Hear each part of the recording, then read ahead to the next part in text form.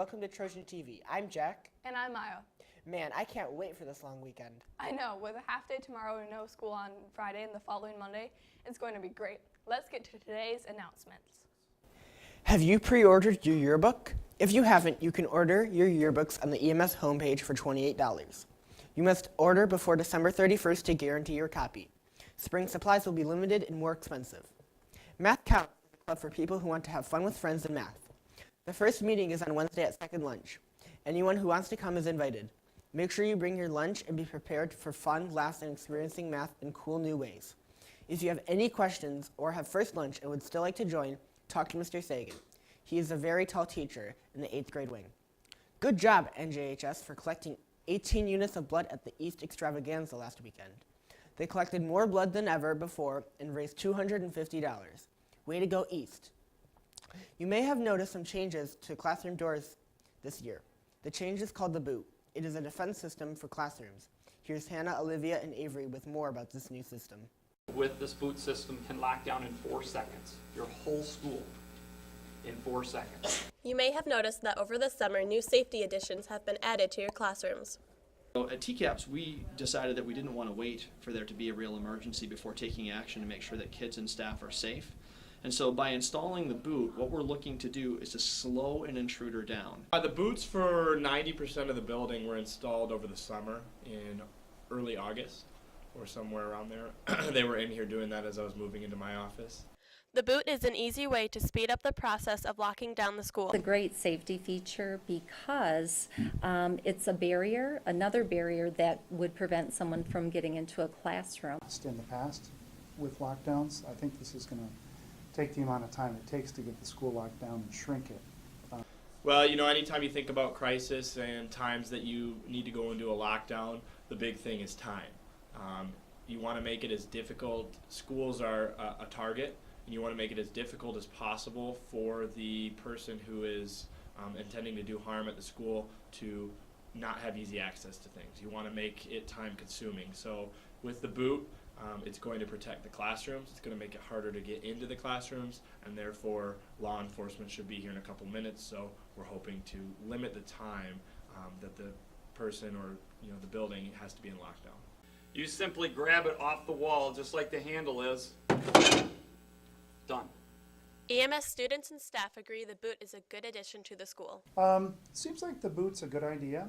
What I appreciate about the boot personally is that to lock my classroom down, I don't have to go out in the hallway and physically lock the door. I think the boot will help a lot of kids feel safe and secure in the school.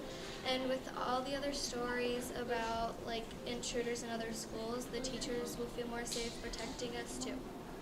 I would say that anything that we can do to keep every student, staff member, and community member safe within our schools is an important piece of what we're doing every single day. So the boot helps us make that happen. There's so many ways that we need to be safe, so I just want us to be safe and use all the ways that we can be safe. So the boot would fall in with that.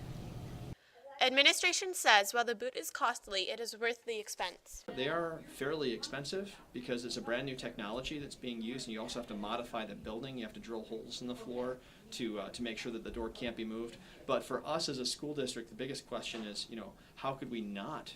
What's the cost of not doing it? This has been Olivia, Avery, and Hannah reporting for Trojan TV. Well, I feel more safe with the boot installed at school. The Traverse City Student Exchange Program is an opportunity for 3 East 8th grade students to experience Japanese culture. To be accepted, you must host a student from Japan for a week in January 2015. You must also write a 1-page essay stating your interest in the program. Your parents must write a statement why they would like you to participate in the exchange program. Currently, there is 1 spot left, so get your applications to Miss Mackey as soon as possible. The 8th grade football team won their last game against Benzie Central 39-12. Leading the way on offense was Noah Norton with 4 touchdowns and Sham Schmidt with 1 touchdown. Quinn Morphle got 1 field goal and a 2-point conversion. Tobin Schwaneke also got a 2-point conversion. Hudson Richards had a 1 interception, and Jack Sherwin got 3 sacks and 15 tackles. Good job, football team. Attention all students, the marking period ends tomorrow. All staff must have grades finalized by November 6th. Attention all staff, tomorrow from 10:15 through 11, you will be able to get a flu shot here in the main office. This is provided by Meyer Pharmacists and is free if you have medical insurance and $19 if you don't. Now to a couple of students who made spooky horror films as a special treat for Halloween.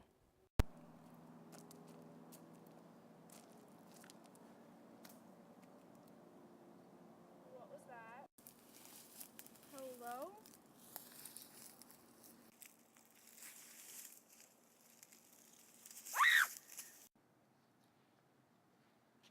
Help!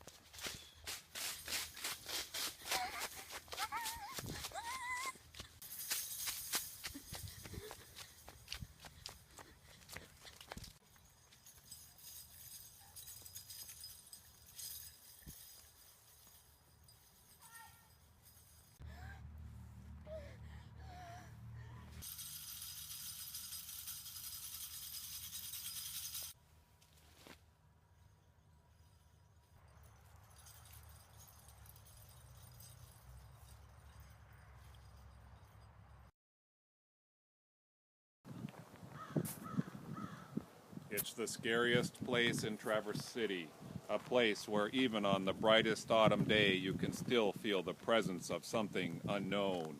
Today it is called the Commons, but changing the name does not change history. These buildings housed the insane. This was the Traverse City State Hospital, an insane asylum. For over 100 years, the people that roamed these grounds had been rejected by society and declared insane. But were they really all insane? There are stories of wives making their husbands angry or unhappy and suddenly finding themselves declared insane and locked up here for the rest of their lives. What could be more frightening than finding yourself living here side by side with the other patients in the asylum, the truly insane? There are tales of patients placed in seclusion. Others underwent surgery where parts of the brains were removed. Some had electric shocks shot through their system. This was a place of terror. And down below there are tunnels. What were in those tunnels and where did they lead?